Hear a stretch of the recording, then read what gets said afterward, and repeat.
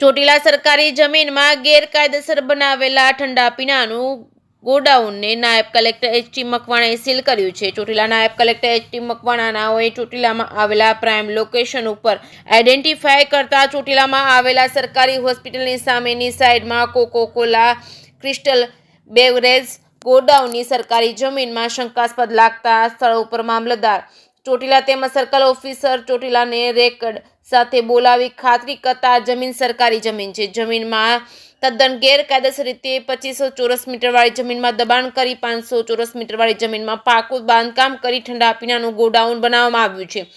બાકીની જમીનમાં ગાયનો તબેલો તેમજ અન્ય હેતુ માટે ઉપયોગ કરવામાં આવ્યો હતો. આ ઠંડા પીણાના ગોડાઉન ચલાવનાર રોહનભાઈ દર્શકભાઈ આચાર્ય રહે સુંદરનગરવાળા અને પૂછતા સરકારી જમીનમાં અનઅધિકૃત રીતે દબાણ ચોટીલા વન વિભાગના કર્મચારી ભરતભાઈ બાવકુભાઈ ખાચર દ્વારા કરવામાં આવ્યું હતું. આ જમીનનો ભાડા કરાર 5,000 છે. ભરતભાઈ બાવકુભાઈ ખાચર દ્વારા દર મહિને ₹12,000 વસૂલ કરવામાં આવે છે. જે સાથે મહેશ ઉતરિયા, સુરેન્દ્રનગર. અમારી ચોટીલા સબ ડિવિઝન હેઠળના જે 3 તાલુકા છે, ચોટીલા, થાનગઢ અને મૂળી, આ 3 તાલુકાઓની અંદર જે ખાસ કરીને જે સરકારી જમીનો ઉપર જે દબાણો થઈ રહ્યા છે અથવા દબાણો થયેલા છે, અને એમાં ખાસ કરીને પ્રાઇમ લોકેશન હાઈવે ઉપર કે નેશનલ હાઈવે ઉપર જેવા દબાણો આઈડેન્ટિફાઈ કરવા માટે 3 મામલતદારશ્રીઓને સૂચના આપેલી છે. સાથે સાથે અમારી ટીમ દ્વારા પણ તે નાયબ કલેક્ટર ચોટીલાની ટીમ દ્વારા પણ દબાણો આઈડેન્ટિફાઈ કરતા હોઈએ છીએ. તો એના ભાગરૂપે આજે આપણે ચોટીલાની અંદર જે નેશનલ હાઈવે 47 અને જે સરકારી હોસ્પિટલ છે એની આજુબાજુ જ્યારે દબાણો આઈડેન્ટિફાઈ કરતા ત્યારે એક શંકાસ્પદ બાંધકામ છે એ જણાઈ આવે. તો એ શંકાસ્પદ બાંધકામ અંદર જઈને તપાસ કરતા ત્યાં એક કોકા-કોલાનું ક્રિસ્ટલ બેવરેજનું ગોડાઉન જણાય કે જે એ સરકારી સર્વે નંબર 423 ટાવર્સ પૈકી હતું.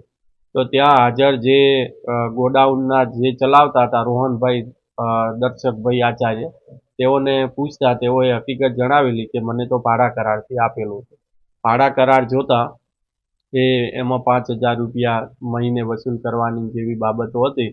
પરંતુ આ સરકારી જમીન હોય અને આ જે ભરતભાઈ બાવકુભાઈ ખાચર છે તેઓની વિગત એમણે જણાવેલી ને તેઓ ફોરેસ્ટની અંદર એક ફરજ બજાવે છે અને આ રીતે તેઓએ જમીન ઉપર દબાણ કરી ને દર મહિને ₹12,000 વસૂલ કરતા.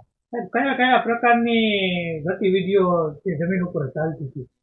ગતિવિધિઓમાં એક તો જે કોકા-કોલા અને ઠંડા પીણા અને પાણીની બોટલોને એક ગોડાઉન આવેલું છે.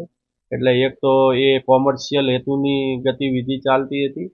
સાથે સાથે ત્યાં રહેણાંકના પણ 2 ઓરડીઓ આવેલી છે અને ત્યારબાદ એક ઉપરની સાઈડ ગાયોનો તબેલો પણ છે અને અન્ય હેતુ માટે પણ આ જમીનનો ઉપયોગ થતો હતો. કોણ વ્યક્તિ હતો અને હવે તેના વિરુદ્ધ કયા પ્રકારની કાર્યવાહી હાથ ધરવામાં આવશે? આ જે વ્યક્તિ છે દબાણ કરતા એ વન વિભાગના જે કર્મચારી છે ભરતભાઈ બાવકુભાઈ ખાચર છે તે ફોરેસ્ટર તરીકે ફરજ બજાવે છે. તેઓનો હાલ આ દબાણ કરતા તરીકે નિવેદનોની અંદર અને હકીકતો સામે આવેલી છે અને તેઓની સામે જે પણ કાંઈ કાર્યવાહી કરવાની થાય છે કાર્યવાહી મામલતદાર શ્રી ચોટીલા દ્વારા હાથ ધરવામાં આવેલી છે. કેટલા સમયથી આ દબાણ હતું અને તેમાં કેટલા કઈ રીતે આપના ધ્યાને આવ્યું? દબાણ કેટલા સમયથી હતું એ જો ભાડા કરાર જોવા જઈએ તો 27/4/25નો ભાડા કરાર છે. એટલે અંદાજિત 8 મહિના જેવું આ દબાણ થયેલું છે, પણ તે છતાંય તપાસ ચાલુ છે કે ખરેખર ક્યારે દબાણ થયેલું હતું. સાહેબ, હવે આગામી શું કાર્યવાહી હાથ ધરવામાં? અત્યારે જે ગોડાઉન છે ગોડાઉનને તો તાત્કાલિક ધોરણે સીલ મારવામાં આવ્યું છે.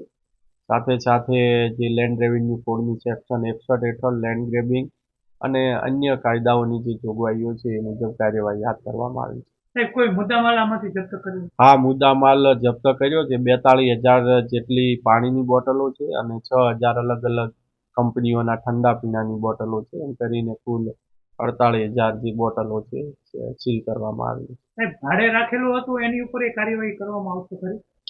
હા, એ પણ એટલા જ જવાબદાર છે, કારણ કે કોઈ સરકારી જમીન ઉપર આ રીતે ખોટા ડોક્યુમેન્ટ બનાવી ભાડા કરાર કરવો વગેરે એ પણ ગુનો જ બને છે, એટલે એમની સામે પણ કાર્યવાહી